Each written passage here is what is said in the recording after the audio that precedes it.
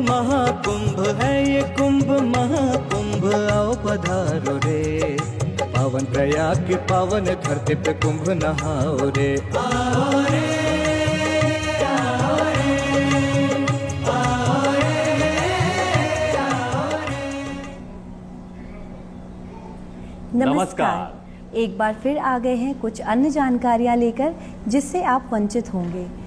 खेल सिर्फ एक खेल नहीं होता है बल्कि एक जीवन शैली होती है। जी हाँ दर्शकों, आपने सही सुना।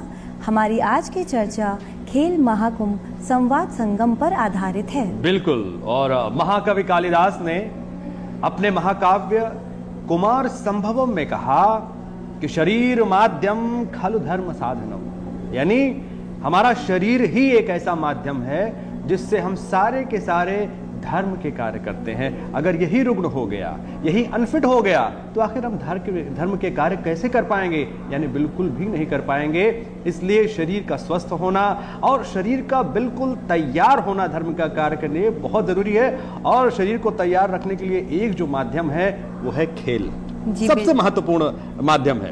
जी बिल्कुल। तो दर्शकों, इस चर्चा को आगे बढ़ाने के लिए इस यात्रा पर हमारे साथ एक ऐसे व्यक्ति जुड़ रहे हैं जो कि इस यात्रा पर हमारा मार्गदर्शन करेंगे। बिल्कुल। और खेल महाकुंभ संवाद संगम आयोजित करने वाले एक ऐसे व्यक्तित्व जो माननीय सदस्य विधान परिषद उत्तर प्रदेश हैं, आप प्रदेश अध्यक्ष क्रीड़ा भारती हैं और आप हैं इंजीनियर अवनीश कुमार सिंह जी। इंजीनियर साहब, बहुत बहुत स्वागत है आपका। नमस्ते। आप सभी दर्शकों को मेरा प्रणाम और इस कुंभ की नगरी से मैं सबको प्रणाम भेजता हूँ।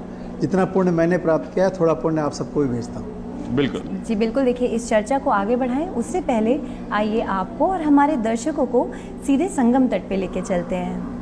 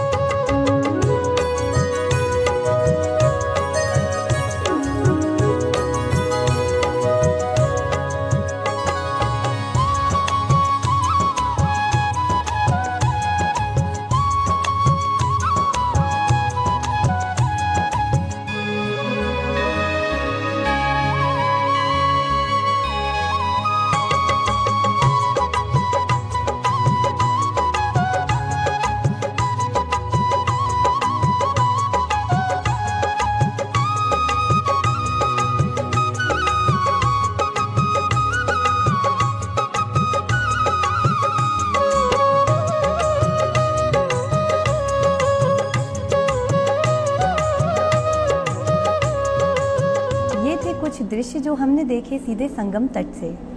बिल्कुल। और संगम तट के दृश्य के बाद सीधे सीधे हम अवनीश जी आपके पास आते हैं। अवनीश जी, ये जो खेल महाकुंभ संवाद संगम है, तमाम तरह के संगम हो रहे हैं, संस्कृतियों का संगम हो रहा है, इंटेलेक्चुअल एक इंटेलेक्चुअल संगम कर रहे हैं, तमाम बिछड़े लोगों का संगम हो रहा है। लेकिन ये जो आपने खेल महाकुंभ में संवाद संगम किया है, ये किस तरह का, ये क्या प्रक्रिया है? देखिए, खेल जैसा आपने शुरुआत करी कि खेल जीवन से जुड़ा हुआ है सबके, और इस महाकुंभ में खेलों के लिए कुछ हो, खेल के साथ भी इस महाकुंभ में चर्चा हो, तो क्रीड़ा भारती के कार्यकर्ताओं ने सोचा कुछ और, हम एक प्रपोजल बना के उत्तर प्रदेश के माननीय मुख्यमंत्री जी से मिले और माननीय मुख्यमंत्री जी ने जो चर्चा शुरू करी इस कुंभ के बारे में, तो भारत की संस्कृति का दर्शन जो है कुंभ का आयोजन क्यों होता है? नॉर्मली लोगों के मन में ये बात जाती है कि बहुत सारे लोग इकट्ठे होते हैं और पुण्य प्राप्त करने के लिए आते हैं, एक विषय वो भी है। दूसरा, बहुत सारे विद्वान पूरे भारत के, सनातन संस्कृति के सारे विद्वान एक जगह पर एकत्रित हों और विचारों का मंथन हो। जी जी। और विचारों के मंथन से जो अमृत निकले, वो अमृत भारतवर्ष की दिशा तय करे। माननीय मुख्यमंत्री जी ने जब मुझे ऐसा सब कुछ नरेट किया जी। तो मुझे लगा कि खेलों के लिए कि भी ऐसा ही कुछ होना चाहिए, क्योंकि खेल, जब हम विकसित भारत की कल्पना करते हैं तो खेल उसमें एक बड़ा पैरामीटर है। बिल्कुल। तो खेल भी अच्छा हो, और कैसे हो, तो एक परिकल्पना हुई कि हम खेल का संवाद संगम आयोजित करते हैं इस महाकुंभ में जी। और उनके साथ उन खेलों का भी आयोजन करते हैं जो हमारे पारंपरिक खेल हैं। अच्छा। तो हमने कबड्डी लिया, खो खो लिया, कलरी पट्टू लिया, कुश्ती लिया, मलखंब लिया, और इन सारे खेलों का आयोजन के साथ साथ आयोजन हो गए। तो ऐसे आयोजन तो जगह जगह होते ही रहते हैं, लोग प्रतियोगिताएं कराते ही रहते हैं, जी, बट जी। कुंभ में विशेष क्या? तो कुंभ में विशेष करने के लिए कि हमने नीति नियंताओं को और खिलाड़ियों को एक साथ जोड़ा जी। अरे वाह, क्या बात। कि सरकारें ये बताएं कि हम खिलाड़ियों के लिए क्या कर रहे हैं, और खिलाड़ी ये बताएं कि सरकार से उनको चाहिए क्या। एक ब्रिज की तरह आप एक ऐसे व्यक्ति की तरह काम कर रहे हैं, एक ऐसी संस्था की तरह काम कर रहे हैं जो खिलाड़ियों और जो एक सक्षम संस्थाएं हैं उनके बीच में एक कम्युनिकेशन का काम कर रहे हैं, जोड़ने का काम, संगम का काम बेहतर संगम कहा हो। जाए तो। जी जी तो संगम हो तो खिलाड़ी भी हों, जी। क्योंकि नीति बनाने वाले लोग जब तक आपके साथ नहीं बैठेंगे तो नीति उन्होंने कुछ भी बना दी और खिलाड़ी को कुछ और चाहिए होगा, तो वो दोनों साथ बैठें, फिर वहाँ तय हो कि अगला खेल की दिशा क्या होगी। तो उस बारे में चर्चा करने के लिए पूरा आयोजन किया गया। हमने इसको 6 दिन का आयोजन रखा है। हमने धीरे धीरे इस आयोजन की शुरुआत करी और धीरे धीरे लोग जुड़ते चले गए। अच्छा। जी पूरे भारत के लोग इसके साथ जुड़े जी। और हर खेल के लोग जुड़े। और जैसे मैं पहले थोड़ा सा पीछे आता हूँ कि कैसे परिकल्पना आगे बढ़ी और आगे बढ़ी, तो माननीय मुख्यमंत्री से चर्चा में मेरे पास एक विषय ये भी आया कि 12 वर्षों के बाद सारे विद्वान एकत्रित हुए और उन्होंने तय किया कि 12 वर्षों के बाद 12 वर्षों तक ये देश किस दिशा में जाने वाला है। 12 वर्षों का मतलब होता है अगले भविष्य में कैसा। फिर उस समय तो कम्युनिकेशन के साधन भी नहीं होते थे इतने जितने आज हैं। आज हम मोबाइल पे किसी को डायरेक्ट कनेक्ट कर सकते हैं या बैठ सकते हैं, जा सकते हैं। तो 12 वर्षों के बाद तिथियां तय होती थीं और तिथियों पे बिना किसी सूचना के, जैसे आप आज लोग कहते हैं ना कितने सारे लोग आ गए, क्या किसी ने आमंत्रण दिया क्या? बिना किसी सूचना के वो हमारी सनातन संस्कृति में वो तिथियां तय होती हैं। वो तय तिथियों पे लोग अपने आप चलते थे और एकत्रित हो जाते थे, और सब एकत्रित होने के बाद, और ऐसा भी नहीं एक रिव्यू सिस्टम था जी। हमने योजना बना ली और योजना चली नहीं, तो उसका रिव्यू सिस्टम में हमारे अर्धकुंभ चारों कोनों में होते थे। नासिक में भी हुआ, उज्जैन में हुआ, हरिद्वार में हुआ, उसके बाद प्रयाग में हुआ, उसके बाद अगेन हम 12 वर्षों के बाद फिर बैठे। जी जी। तो खेल में भी वैसा ही कुछ हो, क्या बात। क्योंकि परिस्थितियां बदलती हैं तो हमारी आवश्यकताएं भी बदलती हैं और हमारे इनोवेशन के साथ साथ बहुत सारी चीज़ें बीच में भी आती हैं। बिल्कुल। तो ऐसा ना हो कि हमने 12 वर्ष के लिए कोई योजना बना दी और वो योजना चली नहीं पाई।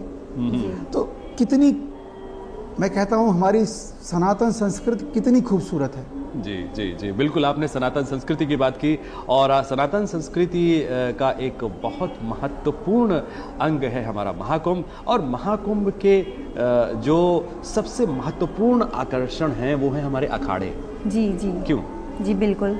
और अखाड़ों की गाथा भी उतनी ही महत्वपूर्ण और उतनी ही इंटरेस्टिंग है, इतनी ही विचारशीलता के लिए प्रेरित करती है अखाड़ों की गाथा।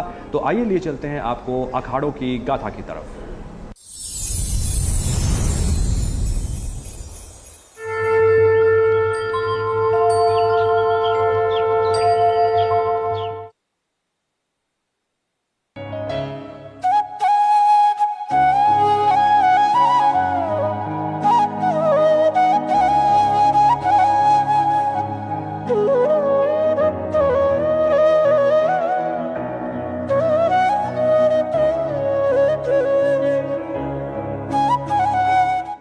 क्या होता है, ये एक हमारी गुरु परंपरा है।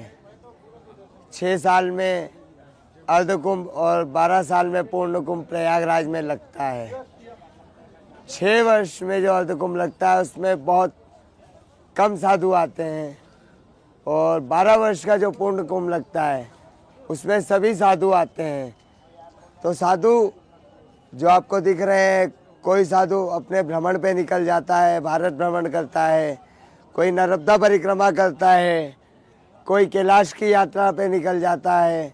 बाकी जो स्थानधारी साधु हैं, जो आपको समाज को, सनातन को, परंपरा को निभाने का एक रास्ता दिखाता है, मंदिर जिसे आप कहते हैं आश्रम मंदिर, सब अपने अपने आश्रम मंदिरों में चले जाते हैं। और 3 साल बाद जब नया कुंभ लगने की तैयारी होती है, जब तक सनातन धर्म के अनुयायियों को जोड़ के सनातन धर्म की पताका को लहराते हैं। सप्तम अखाड़े के बारे में यदि आपको बताऊं तो ये आदि अनादि काल से कहते हैं, जिस समय बौद्धों का बोलबाला था, सनातन धर्म का पतन हो रहा था, उस समय शंकराचार्य ने धर्म की फौज बनाई। जैसे आज हमारे देश की रक्षा के लिए अलग अलग बटालियन है, अलग अलग फौज है, इसी प्रकार से आज से कई हजार वर्ष पूर्व जगत गुरु शंकराचार्य ने नागा फौज बनाई, अखाड़ों की स्थापना की, जिनका उद्देश्य है सनातन धर्म की स्थापना, रक्षा करना, एवं जहाँ पर भी मठ मंदिर जो खंडहर हो रहे हैं, विलुप्त हो रहे हैं, उनका जीर्णोद्धार करना, पुनर्स्थापना करना। तो इस समय हम सभी लोग दिव्य एवं भव्य महाकुंभ मेला प्रयागराज में विद्यमान हैं, जो कि तीनों प्रमुख मुख्य शाही स्नान हो चुके हैं। और हम लोगों के यहाँ परंपरा है कि कढ़ी पकौड़ा करने के बाद सभी संत महात्मा यहाँ से, कुछ लोग काशी, अयोध्या, अनेकों अपने अपने मठ मंदिरों पर लोग प्रस्थान करते हैं। तो अभी कुंभ का समापन है। तो यदि हम बात करें अखाड़ों के इतिहास का, तो बहुत पुराना इतिहास है। जैसे एक हमारे देश में मिलिट्री फौज का, एक देश की रक्षा करने का उद्देश्य, इसी प्रकार से हमारे नागा सन्यासियों का, अखाड़े के संतों का, सनातन धर्म के फौज है। सनातन धर्म की रक्षा करने के लिए शंकराचार्य ने फौज बनाई।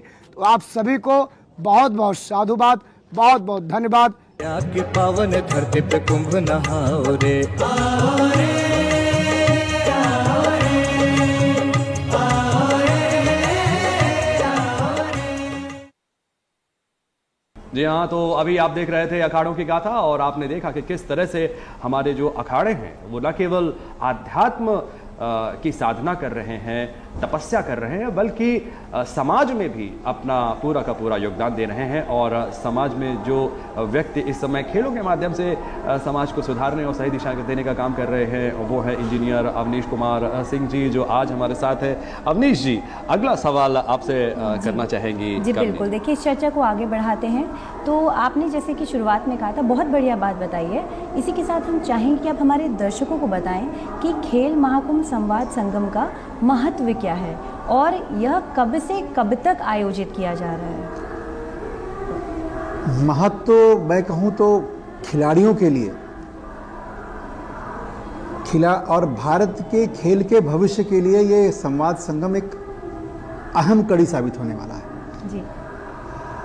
क्योंकि हम जब साथ बैठ रहे हैं, कल हम लोग बाईचुंग भूटिया जी के साथ बैठे, तो जो साथ बैठ रहे हैं तो खिलाड़ियों की क्या समस्याएं हैं, कैसे वो अपनी चीज़ों को शुरू करते हैं और कहाँ कहाँ उनको प्रॉब्लम्स आती हैं। जी जी। और अगले सत्र में हम बैठे अनुराग ठाकुर जी के साथ जी, जो हमारे सांसद भी हैं और खेल मंत्री भी रह चुके हैं। जी। तो सरकार की योजनाओं पे चर्चा हुई। तो सरकार की योजनाओं में क्या मॉडिफिकेशन हो जाए, जो इन यूजर है खिलाड़ी, जी जी, वहाँ तक चीज़ें पहुँच जाए। तो ये सारी चर्चा हमने शुरू की 6 तारीख को मणिपुर के माननीय मुख्यमंत्री जी के साथ हमने उद्घाटन किया। और धीरे धीरे चर्चा के सत्र जाते जाते बहुत सारे माननीय मुख्यमंत्री और खेल मंत्रियों के साथ संवाद करते करते, बहुत सारे खिलाड़ियों के साथ संवाद करते, हम इस चर्चा को 13 तारीख को विराम देंगे अल्प समय के लिए। अच्छा। क्योंकि जैसा मैंने पहले ही कहा कि चीज़ें परिवर्तित होती हैं, समय लगता है। परिवर्तित चीज़ों के साथ सबको ढलना होता है। तो सनातन संस्कृति में जैसे कुंभ के आयोजन बार बार होते हैं, वैसे ये महाकुंभ का अब आयोजन बार बार। और सबसे बड़ी बात यह है कि जो खिलाड़ी वहाँ आ रहे हैं, उनके जो अनुभव हैं, उनके अनुभव के आधार पर अगर नीतियाँ बनने लगेंगी तो निश्चित तौर पर वो नीतियाँ खिलाड़ियों के लिए भी प्रेरणादायक का काम करेंगी और खेल भी आगे बढ़ेगा। जी जिसके साथ ही साथ हम चाहेंगे कि आप हमारे दर्शकों को ये भी बताएं कि जो संस्था इसको आयोजित कर रही है, यानी कि क्रीड़ा भारती, तो आप उसके बारे में बताएं। देखिए, क्रीड़ा भारती राष्ट्रीय स्वयंसेवक संघ का एक अनुषांगिक संगठन है और हमारी यात्रा, हम ये कह सकते हैं कि जब से संघ शुरू हुआ तब से ये यात्रा शुरू हुई जी। और इस यात्रा में हमने पूरे देश में खेलों को जोड़ा है जी। हम ये कहते हैं कि जो आनंद के लिए खेले वो हमारे साथ आ जाए, और आनंद के लिए खेलते खेलते जब आपको ये अनुभव हो जाए कि ये आनंद के साथ साथ ये मेरा पैशन भी हो गया, जी जी, तब एक आप प्रोफेशनल खिलाड़ी बन गए। जी और आनंद के लिए खेलते रहे तो आप फिट रह गए। जी जी जी, ये एक प्रक्रिया है, ये एक प्रक्रिया है जी। और उस प्रक्रिया में जुड़ते जुड़ते जुड़ते जुड़ते क्रीड़ा भारती ने पूरे देश में, आज मैं कह सकता हूं कि कश्मीर से कन्याकुमारी तक और गुजरात से लेकर नॉर्थ ईस्ट तक जी जी, हर जिले में क्रीड़ा भारती के कार्यकर्ता हैं। और हम एक छोटे से गांव से लेकर प्रदेशों की राजधानी और देश की राजधानी तक ये काम करते हैं। जी, मतलब गांव के जो अंग होते हैं, तालुका से लेकर के आप राष्ट्रीय स्तर तक ले जाते हैं। छोटा और छोटे में जाए तो आप कहते हैं गांव का छोटा सा पुरवा होता है जहाँ 200-400 लोग की आबादी जी जी जी, उनके बीच में भी हम क्रीड़ा केंद्र बनाते हैं जी और हम महानगरों में भी क्रीड़ा केंद्र बनाते हैं। जी और जब हम उसको राष्ट्र की भावना के साथ जोड़ते हैं, हम आयोजनों की शुरुआत भारत माता की जय से करते हैं, तो लगता है कि हमने राष्ट्र के साथ जोड़ा। जी हम एक सूत्र वाक्य लेके चलते हैं, खेल से चरित्र का निर्माण और चरित्र से राष्ट्र का निर्माण। क्या बात है। तो ये पूरी जब लिंक करते हैं आप इसको, तो क्रीड़ा भारती के बारे में, क्रीड़ा भारती क्या कर रहा है आपको समझ में आता है। जी जी, हम खिलाड़ी तो बनाते ही हैं, लेकिन खिलाड़ी चरित्रवान बने जी इसकी भी पूरी चिंता करते हैं। पूरे देश भर में काम करते हैं और सबसे बड़ी बात यह है कि खिलाड़ी के पास संसाधन अगर नहीं भी है तो क्रीड़ा भारती के कार्यकर्ता उनसे मिलकर, और ऐसा तो है नहीं कि सरकार की संस्था है कोई और फंड करेगा इसको। बिल्कुल बिल्कुल। आप जैसे बहुत सारे लोग मिलते हैं जिन जो खेल के प्रेमी होते हैं, हम लोग उनको उनके साथ जोड़ देते हैं और बड़े बेहतर तरीके से आज खिलाड़ियों का विश्वास यह है कि क्रीड़ा भारती के साथ अगर वो जुड़ेंगे तो उनको कहीं कोई समस्या आती है, क्रीड़ा भारती के कार्यकर्ता उनके साथ, मतलब एक कम्युनिकेशन का माध्यम बन गया है हमारे एंड यूजर, आपने शब्द यूज किया, एक अंतिम समाज के अंतिम व्यक्ति के लिए, जिससे लगता है कि शायद सरकार तक पहुंचना या किसी कॉम्पिटेंट अथॉरिटी तक पहुंचना उसके लिए थोड़ा सा मुश्किल है, तो उसके लिए आप फैसिलिटेटर की तरह काम करते हैं, उसको एक तरह से एक सुगम रास्ता बना देते हैं, सुगमकर्ता के रूप में काम करते हैं। और अब आइए लिए चलते हैं आपको अगले सेगमेंट की तरफ, जो है क्रीड़ा भारती के तमाम अवयवों पर।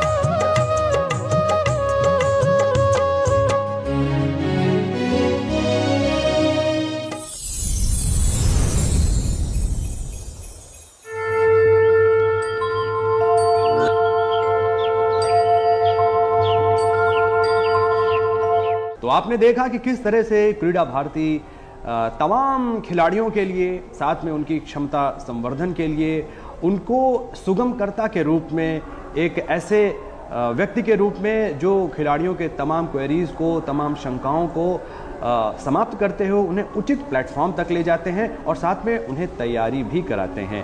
अमनीश जी, आज आप हमारे साथ हैं और तमाम जो खेल के पहलुओं पर आप बात कर रहे हैं, और एक बच्चा जो बनना चाहता है एक बड़ा खिलाड़ी, एक अंतर्राष्ट्रीय स्तर का खिलाड़ी, उसकी शुरुआत घर से ही होती है। लेकिन एक ज़माने में होता था कि पढ़ोगे, लिखोगे, बनोगे नवाब, और खेलोगे कूदोगे वो खराब। जी।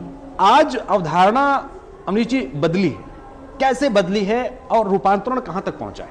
देखिए, मैं अगर 10 वर्ष पीछे जाता हूँ जी, तो मोदी जी ने खिलाड़ियों की तरफ ध्यान देना शुरू किया। जी, अब कल्पना करो कि आपके देश के प्रधानमंत्री आपकी पीठ पर हाथ रख के आपको ओलंपिक खेलने के लिए भेज रहे हो, और जीत गए हो या हार गए हो, दोनों समय आपके प्रधानमंत्री आपके साथ खड़े हो, कंधे पर हाथ रख के।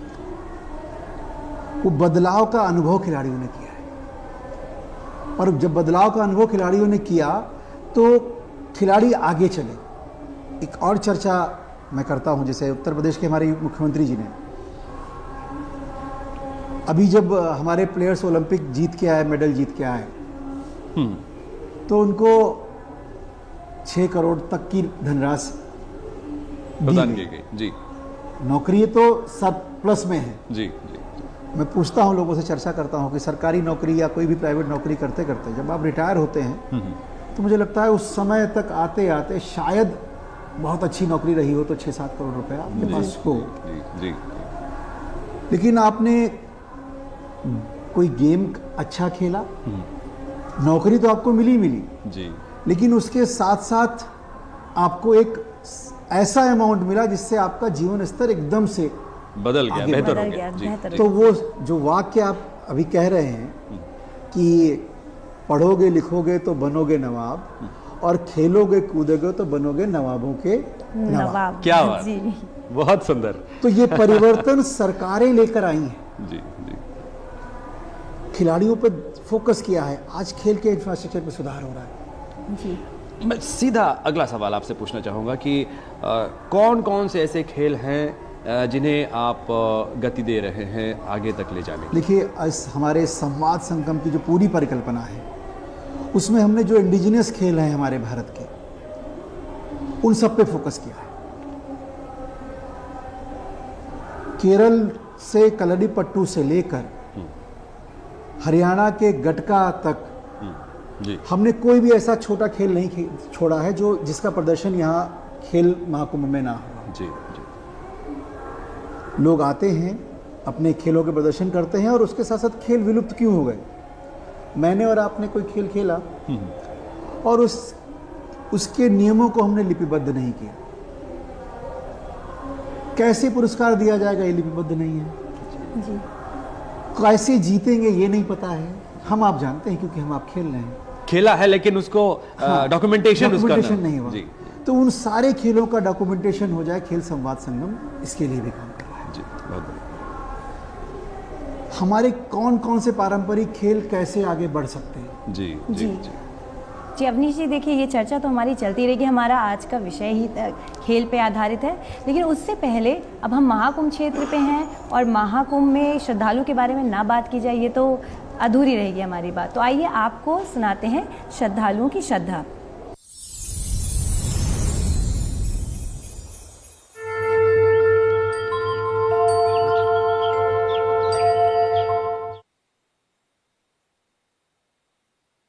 हम महाराष्ट्र से आए हैं। मैं उत्तर प्रदेश सरकार का बहुत आभारी हूँ कि उन्होंने इतना यहाँ पर आयोजन किया। प्रशासन, पुलिस कर्मचारी, सब लोगों का मैं आभारी हूँ। और ये स्ट्रेस बस्टर फील हो रहा है गंगा माता के यहाँ पर दर्शन करके, और संगम पे हमने जब स्नान किया तो बहुत हल्का महसूस हो रहा है, स्ट्रेस बस्टर फील हो रहा है। और हमने यहाँ पर आके पूरा आनंद ले लिया है इस यात्रा का। धन्यवाद। नमस्कार, हम यहाँ पर गंगा स्नान और ये पवित्र स्नान करने के लिए इस संगम तट पर या महाकुंभ पर्व में आए हैं। हम पंढरपुर महाराष्ट्र से आए। हमारी नगरी श्री विट्ठल भगवान की नगरी है, जिसमें भी लाखों श्रद्धालु साल भर आते रहते हैं। उसी नगरी से अपना समर्पण भाव लेके हम यहाँ पर आए हैं। अभी हमने स्नान किया और ऐसा पवित्र स्नान पहली बार ऐसा अनुभूति हो रहा है कि कुछ निकल रहा है और हल्का महसूस हो रहा है, ऐसा मेरा फीलिंग है। तो हम दिल्ली से आए हैं, तो यहाँ पे आके तो हमें बहुत अच्छा लगा और ये महाकुंभ 140 सालों बाद लगा हैगा और हम बहुत लकी हैं कि हम लोग यहाँ पर आ पाए। So thank you. सफाई को देख के बहुत अच्छी व्यवस्था है। ऐसा जो कुंभ का मेला जो लगा है, जो बहुत समय बाद, ये जल्दी से मिलेगा नहीं। इसमें सभी लोग आएँ और जय श्री राम, जय श्री कृष्णा, जय श्री राधे। मेरा नाम ब्रज किशोर पचौरी, मैं झांसी उत्तर प्रदेश से हूँ। ये संगम का पर्व सैकड़ों वर्ष के बाद में आया है और ये अपने जीवन में मैं इस पर स्नान करके अपने आप को बड़ा सुखद महसूस कर रहा हूँ एवं ईश्वर की कृपा मानता हूँ। हर हर महादेव, जय गुरुदेव। So we are from Bangalore. So our Guruji is in Maunorat. She was there in fasting from past 21 days. And her Gurudev also asked her to come here. So we came with the troop here. So our troop name is Sanjeevani Sparsha Yoga. So which is there in Bangalore. जय श्याराम, जय बागेश्वर धाम की जय, गुरुदेव भगवान की जय।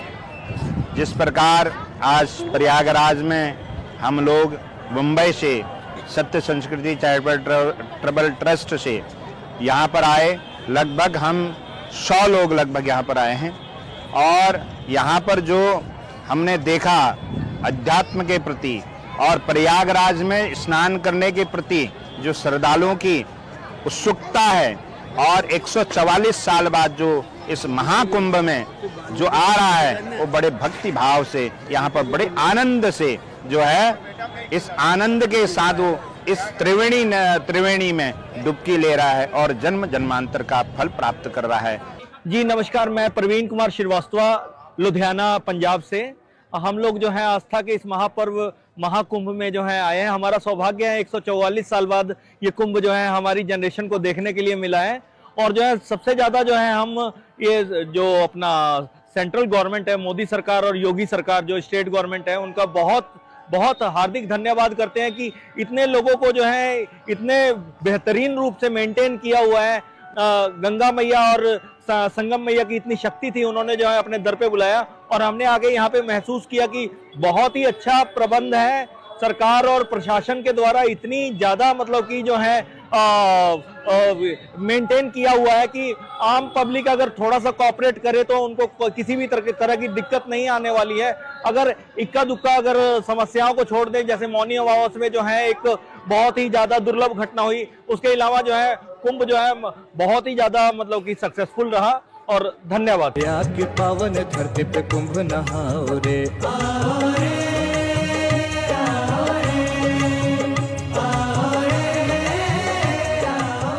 तो दर्शकों, हमने अभी सुना श्रद्धालुओं के अनुभव के बारे में और इससे अच्छा कुछ नहीं हो सकता कि श्रद्धालु अपने अनुभव खुद ही बताएं। तो इस चर्चा को आगे बढ़ाते हैं। तो अवनीश जी, जैसे कि आप खेल के बारे में बता रहे थे, तो हम आपसे जानना चाहेंगे कि एक आम व्यक्ति के जीवन में खेल कैसे महत्वपूर्ण है। मुझे लगता है ओपनिंग स्टेटमेंट ही आपका था कि जी जब आप फिट रहते हैं, जी जी, और जिम जाके फिट रहिए उसके बजाय खेल के मैदान में जाके फिट रहिए, दोनों में परिवर्तन स्थिति बिल्कुल है। और खेलने में जो आपको एक अनुभूति मिलती है जी।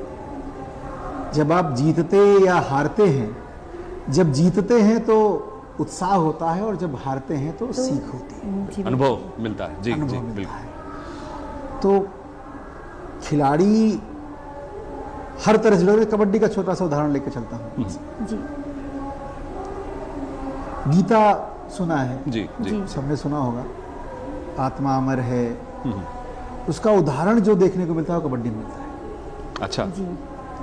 आपका एक अच्छा प्लेयर दूसरी तरफ जाता है और वो पकड़ा जाता है, मीन्स हम लोग कहते हैं ना कि वो प्लेयर टीम से आउट हो गया। बचपन में जब हम लोग खेलते थे वो कहते थे वो मर गया। एग्जैक्टली, यही बिल्कुल। शब्द यूज करते थे। जी जी, गुइया मर गई, गुइया। हाँ, उसका दूसरा खिलाड़ी जी जी जी दूसरी तरफ जाता है जी जी और वो अच्छा है, जी जी जी वो ताकतवर है, मजबूत है, तो दूसरी तरफ के खिलाड़ी को आउट करता है, मतलब मारता है, तो आप जिंदा हो जाते जी जाते हैं। हाँ, हैं। तो कबड्डी ने गीता का सारा सार क्या कितनी बढ़िया एक बात बार आप में कह दे रहे दिया। हैं। तो खेल, अध्यात्म और भारत के पारंपरिक खेलों में सारी बातें हैं।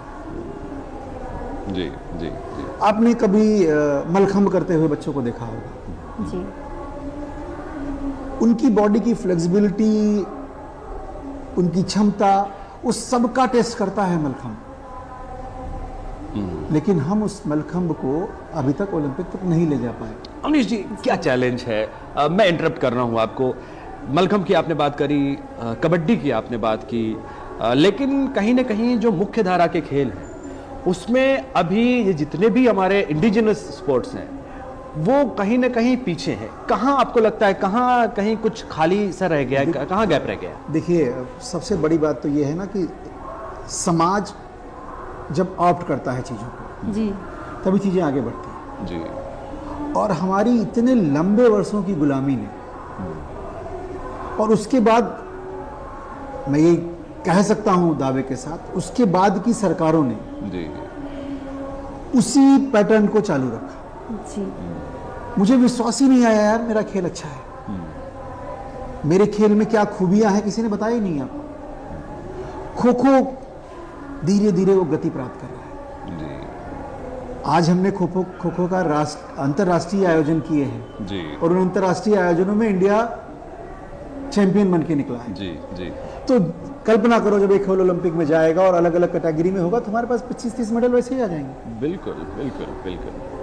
तो कैसे हम समाज को जोड़ सके खेलों के साथ, और ये इसमें आपकी भूमिका ज्यादा है। जी जी जी और आप भी तभी दिखा पाएंगे जब समाज उस खेल को देख रहा होगा, देखेगा, बिल्कुल। और समाज तब देख पाएगा जब समाज को हम ये बता पाएं कि इस खेल से क्या फायदे हैं। ये भी जरूरी है। तो वो खेल से क्या फायदे हैं वो बताने के लिए संवाद संगम होता है। बिल्कुल, संवाद संगम इस उद्देश्य के साथ हो रहा है कि हमारे अपने जो खेल हैं, जिन्हें खेल कर हम बड़े हुए हैं, जो हमारे जहन में रचे बसे हैं, उनमें भी कुछ बात है, उन्हें बड़े होने के बाद हमें भूलना नहीं है, बल्कि संवाद संगम से उन सारे खेलों को डॉक्यूमेंट किया जाएगा और साथ में उन खेलों की महत्ता भी बताई जाएगी। आइए लिए चलते हैं आपको प्रयागराज की धरोहर की तरफ।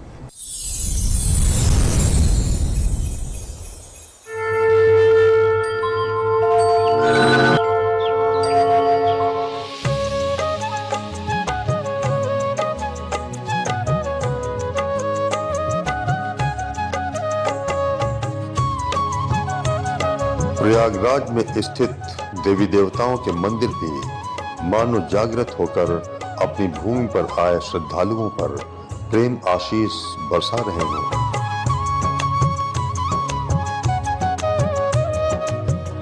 वर्षों पुराने यहाँ के मंदिर जो हमारी धरोहरें हैं, जहाँ आए भक्त प्रार्थना करके अपनी मनोकामना पूर्ण होने का विश्वास रखते हैं।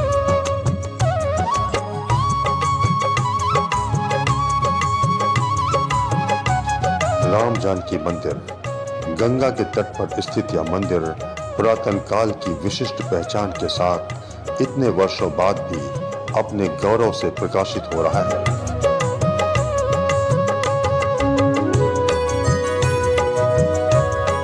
श्री राम ने शिव की स्तुति की और शिव ने अपने आराध्य राम को भक्ति पुष्प अर्पित किए।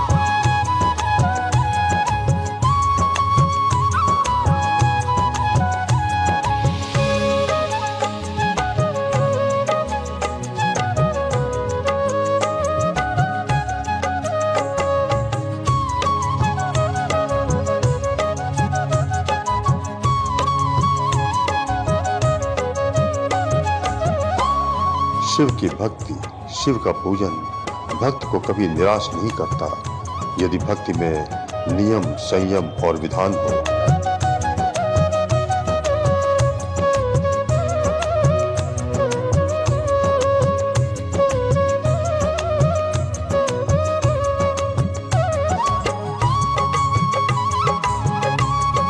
पुरातन काल का यह मंदिर अपने आध्यात्मिक रंग और ऊर्जा से त्रिवेणी के तट पर अलौकिक छटा बिखेर रहा है।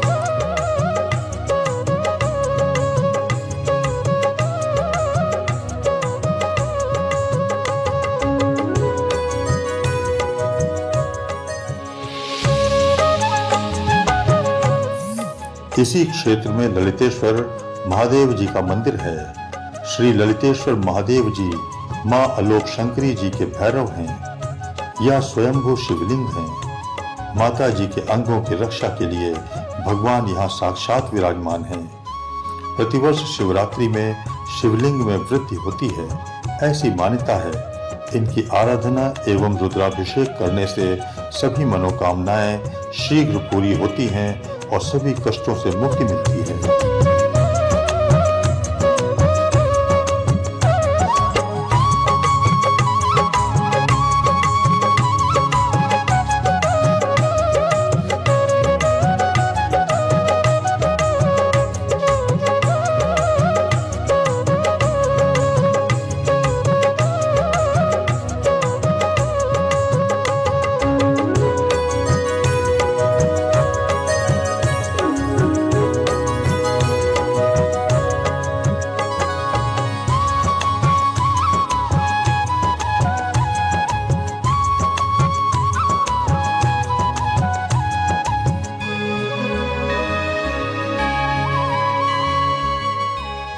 पावन प्रयाग की पावन धरती पे कुंभ नहाओ रे।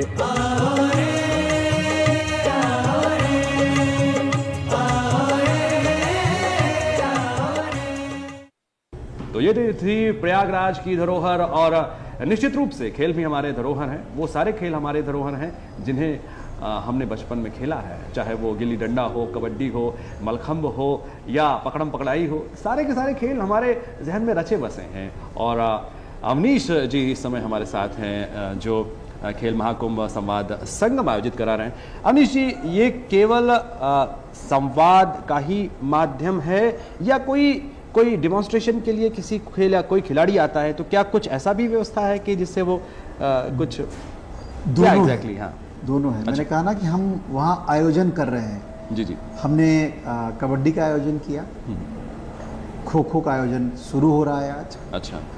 मलखंब का आयोजन चल रहा है, कुश्ती हो रही है वहाँ। अच्छा। आर्चरी के लिए हम तैयारी कर चुके हैं जिसकी तिथियाँ 10-11 हैं। तो ऐसे सारे इंडिजिनस गेम, अच्छा, उनका प्रदर्शन और पूरे देश से खिलाड़ी आए। अच्छा, ये किस स्तर की प्रतियोगिता है? क्या कोई इसका मतलब हायरार्की में कोई गेम है? ओपन गेम है, कोई भी आके पार्टिसिपेट कर सकता है। एज ग्रुप डिसाइडेड है, जैसा जैसा मानक होता है खेलों का, उन मानकों के हिसाब से वो सारे खेल वहाँ हो रहे हैं। कोई प्रमाण पत्र या कुछ प्रमाण पत्र और पुरस्कार दोनों दे रहे हैं। अच्छा। लेकिन इसके साथ साथ ये आयोजन तो इसलिए है कि खिलाड़ी भी वहाँ आए, क्योंकि संवाद संगम को जब खिलाड़ी सुनेगा तो उसका ज़्यादा इम्पैक्ट आएगा। बिल्कुल। और हमने टेक्नोलॉजी के साथ भी उसको जोड़ा है। अच्छा। जी जी बिल्कुल। जैसे कि आपने अपनी चर्चा में भी बताया था कि समाज के बारे में आपने कहा, तो जब समाज के बारे में बात करते हैं तो महिलाओं के बारे में ना बात हो तो ये थोड़ा उचित नहीं होगा। तो हम जानना चाहेंगे कि आपका ये जो आयोजन है इसमें महिलाओं को कैसे प्रोत्साहित किया जा रहा है? महिलाओं की भागीदारी हमारे खेलों में है। कबड्डी की अगर पुरुष टीम आई है तो महिला टीम भी आई है जी। और वर्तमान में अगर मैं बात करूं तो मुझे लगता है लड़कियां खेलों में लड़कों से बहुत आगे निकल रही हैं। जी जी जी, जी बिल्कुल। और मैं अनुभव साझा करता हूं उस खेल महाकुंभ का। एक अभिभावक मुझे मिले, वो अपनी बेटी को लेकर कुश्ती लड़ाने के लिए आए। वाह। गांव में खेती करते हैं, बेटी को कुश्ती खेलती है और उनकी बेटी नेशनल चैंपियन हो गई। तो मन में सपना है कि ओलंपिक के पोडियम पर जाना है। जी जी। तो परिवर्तन तो दिख रहा है।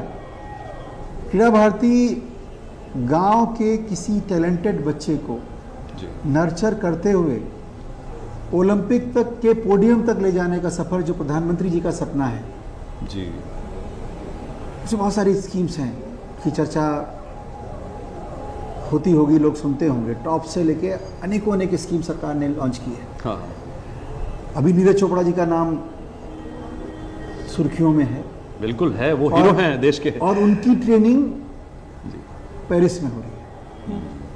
कौन करा रहा है, कौन फंड कर रहा है? सरकार फंड कर रही है जी। इस संवाद संगम से हम लोग ये भी चर्चा करने वाले हैं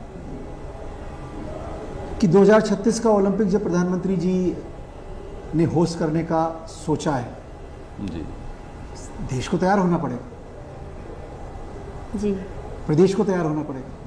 मेरा प्रदेश, मेरा उत्तर प्रदेश किस खेल के लिए तैयार हो सकता है? मध्य प्रदेश किस खेल के लिए तैयार हो सकता है? हरियाणा किसके लिए? सारे गेम खेल चलते रहेंगे, बट जो एक्सीलेंट वाली स्टेटस आता है वो कौन प्रदेश देगा? हमारे प्लेयर को जो एक्सीलेंट ट्रेनिंग लेने के लिए देश से बाहर ना जाना पड़े, हमारा कोई प्रदेश ही ले रहा हो। हम पर 144 करोड़ की आबादी है। जी जी, निश्चित रूप से मोटिवेशन की ज़रूरत और ऐसे आयोजनों की ज़रूरत है जो अपने देश में ही ऐसे कोचेस, ऐसे रिसोर्सेज पैदा कर सके, जिससे कि हमें अपने खिलाड़ियों को अपने पैसे पर अपने देश से कहीं बाहर ट्रेन होने के लिए ना भेजना पड़े। जी बिल्कुल। देखिए, ये चर्चा तो चलती रहेगी। जैसे कि हम जानते हैं कि महाकुंभ का समय है, तो यहाँ पे संगम होता है, तो संगम सांस्कृतिक कलाओं का भी होता है। तो आइए आपको और हमारे दर्शकों को दिखाते हैं सांस्कृतिक संगम।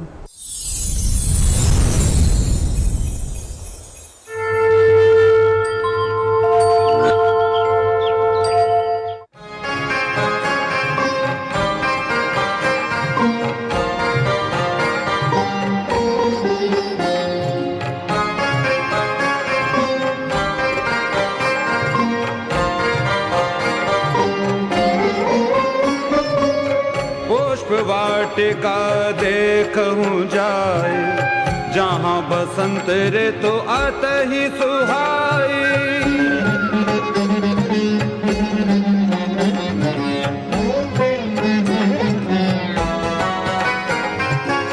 तेहि अवसर सिय तहाँ आई, गिरजा पूजन सग संग आई।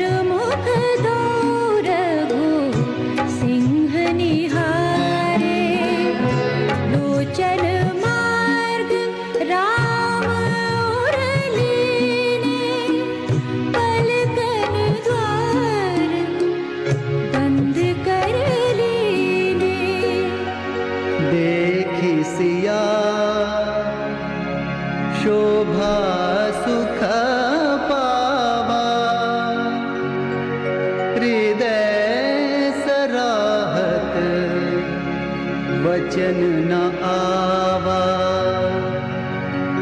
सुंदरता कहूँ सुंदर करई, छवि ग्रह दीप शिखा जनु बरई।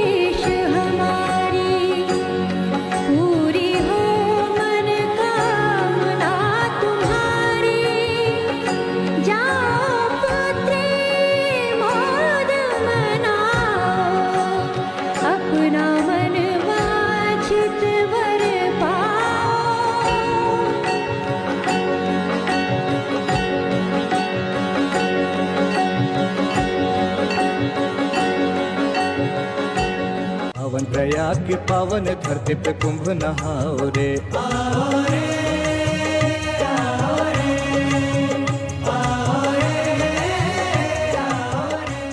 तो दर्शकों, जैसे कि हम जानते हैं कि यहाँ पर माँ गंगा, माँ यमुना और अदृश्य माँ सरस्वती का संगम होता है, उसी तरह सांस्कृतिक कलाओं का भी संगम होता है और यह हमने अभी देखा। तो चलिए इस चर्चा को आगे बढ़ाते हैं। तो अवनीश जी, हम आपसे जानना चाहेंगे कि जैसे आपने ये जो आयोजन किया है, इसमें बहुत से पूर्व खिलाड़ी आए हैं और अभी आने भी हैं, तो हम जानना चाहेंगे कौन कौन से पूर्व खिलाड़ी अभी शेष हैं। देखिए, बाईचुंग भूटिया जी कल थे हमारे साथ, मैरी कॉम जी आ रही हैं और लंबी लिस्ट है अर्जुन अवार्डी और द्रोणाचार्य अवार्डियों की यहाँ आने वालों की। बेसिकली हम ये चाहते हैं कि 2036 के ओलंपिक को जब हम होस्ट कर रहे हों तो हमारे वो 2 इंडिजिनस गेम आइडेंटिफाई हो जाए जिनको हम प्रदर्शन में ले जाना चाहते हैं जी। और उनके लिए क्या इंफ्रास्ट्रक्चर तैयार करना है उसकी चर्चा हो जाए। जैसे हम क्वालिफाई क्या कर सकते हैं, खो खो उस स्तर पर जाने के प्रयास में जी। योग पूरे वर्ल्ड में आज पॉपुलर है, बट योग प्रतियोगिताएं होने लगे जगह जगह। जब योग प्रतियोगिताएं यहाँ होंगी तो बाहर भी होंगी। क्या योग को भी हम ले रहे हैं? योग खेल की तरह जा रहा है और इस बार नेशनल गेम्स में भी योग खेला जा रहा है। बहुत बढ़िया बात है। मलखम्ब भी नेशनल गेम में आया है जब गोवा में मलखम्ब हुआ। जी जी। तो मलखम्ब को जज करने के लिए 5 जजेस बैठते हैं ऐसे। अच्छा। जब तक हम उसको डॉक्यूमेंट नहीं करेंगे उसकी किस एक्टिविटी का कितना मार्क्स मिलना है, और जैसे मैंने कहा कि हमारे साथ टेक्नोलॉजी के लोग भी वहाँ आए जी, तो वो लोग ये देखें कि कैसे इसको टेक्नोलॉजी से जजमेंट किया जा सकता है। अच्छा।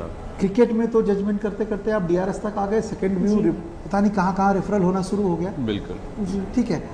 इन खेलों में भी जब तक ये चीज़ें नहीं जुड़ेंगी, जैसे खो खो में बहुत सारी चीज़ें जोड़ी हैं, खो खो में टेक्नोलॉजी का भरपूर उपयोग हुआ इसलिए खो खो इतना आगे तक पहुंच रहा है।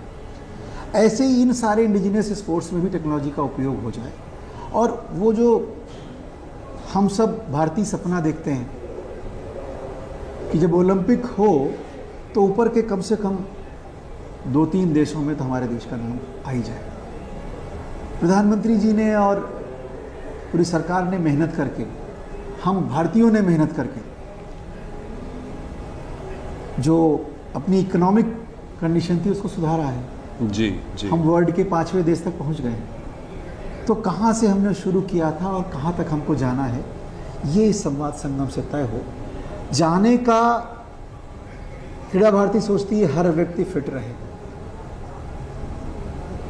लेकिन फिटनेस के साथ साथ अगर आपको करियर भी चाहिए तो सरकारें दे रही हैं, तो वो भी कैसे आप प्राप्त कर सको ये सब चर्चा इस संवाद संगम में होने वाली है। बिल्कुल। तो बहुत पुनीत कार्य कर रहे हैं अवनीश जी आप, और समाज का हर एक तबका, हर वो बच्चा जो बड़े होकर एक अंतर्राष्ट्रीय खिलाड़ी के रूप में नाम कमाना चाहता है, और एक ऐसी विधा में, एक ऐसे खेल में जो वो बचपन से लेके अपनी जवानी तक खेलता रहे लगातार, उस कार्य में आप उनकी सहायता कर रहे हैं, और साथ में भारत की जो नई ऊर्जा है उसको आप सही दिशा देने का भी काम कर रहे हैं। इसके लिए आपको बहुत सारी शुभकामनाएं, और कार्यक्रम में आने के लिए आपका बहुत बहुत धन्यवाद। बहुत धन्यवाद आपका जी। तो दर्शकों, समय है अब आपसे विदा लेने का। आशा करते हैं कि आपको हमारी दी गई जानकारियों से सहायता मिलेगी, और जैसा कि अवनीश जी ने कहा कि हर खेल हमें कुछ सिखाता है। तो इसी के साथ अब समय है आपसे विदा लेने का। फिर मिलते हैं आपसे 9 से 10 इसी कार्यक्रम महाकुंभ दर्शन में। तब तक के लिए नमस्कार। नमस्कार।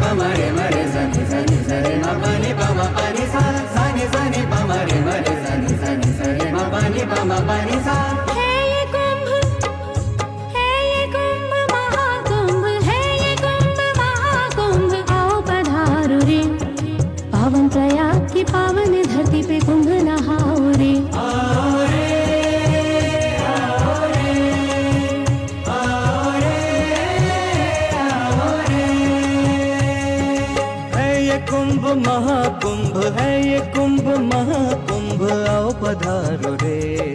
पावन प्रयाग की पावन धरती पे कुंभ नहाओ रे। आओ रे, आओ रे, आओ रे, आओ रे।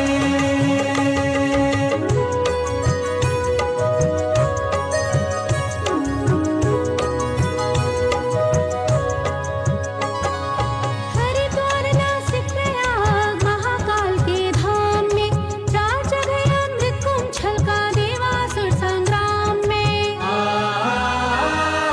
पौराणिक है गाथाएं, पौराणिक है गाथाएं। परंपरा वेदों की फिर भी आज भी कितनी धूम, परंपरा वेदों की फिर भी आज भी कितनी धूम।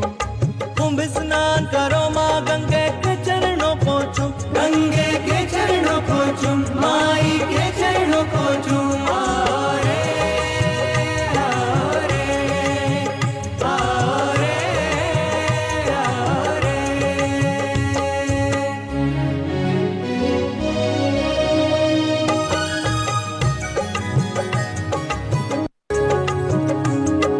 धर्म कर्म संस्कारों से तीरथ का ऐसा नाता है, जो भी यहाँ पर आता है पापों से मुक्ति पाता है।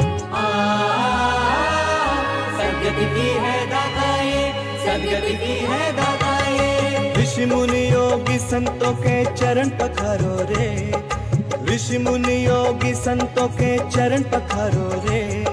से जल निर्मल देव नदी पे शीश नवाओ रे, शीश नवाओ रे, शीश नवाओ रे। आओ रे, आओ रे, आओ रे, आओ रे।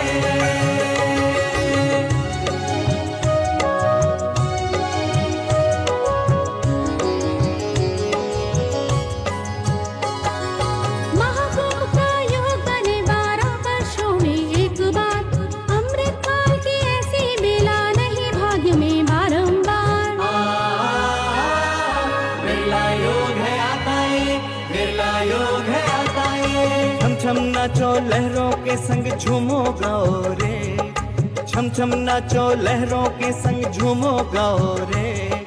राम श्याम की पुण्य धरा पे सब जन आओ रे, सब जन आओ रे, सब जन आओ रे, आओ रे, आओ रे, आओ रे, आओ रे। है ये कुंभ महाकुंभ, है ये कुंभ महाकुंभ, आओ पधारो रे।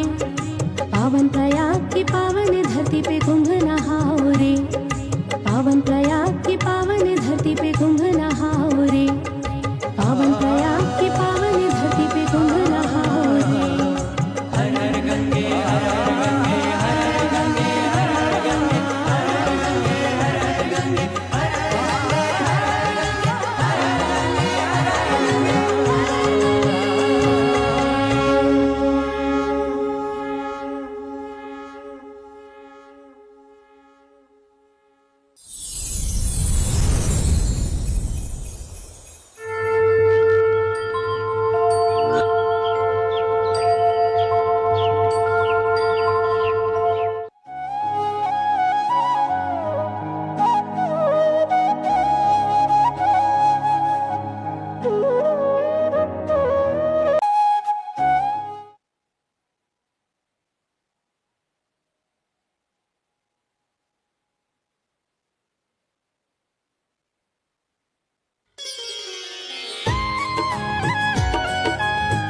किसान भाइयों बहनों, कृषि समाचारों में आपका स्वागत।